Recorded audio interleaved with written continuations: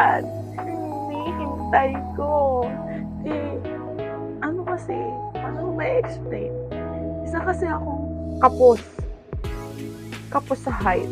At grabe, may nakita ako sa TikTok na isang sa mga product na makakatulong talaga sa akin. Sa pinakang pangarap ko yung tumangkad. At ito na siya, Actually, nabuksan ko na siya.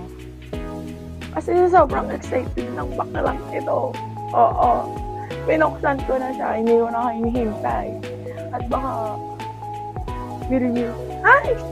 huwag ka mag-will you marry me. Huwag naman, Look, paano ka naman di ako maiinlak dito? Tingnan mo.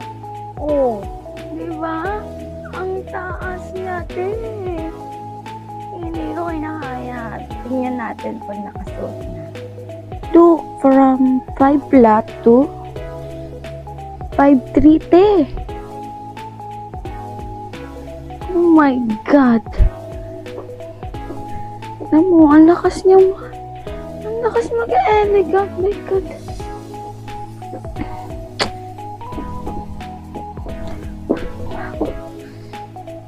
Ay, nakita mo yon kung paano niya ako pinatangkad ng too much naman. Ang sarap nito. Tapos ito pa, dual purpose to mo. Diba may jowa ka? Pag loko-loko ba? Ganun mo. Ay, hindi ka mananakit. Ano pa hinihintay mo? Bye na. Andyan, sa yellow basket. Bye-bye.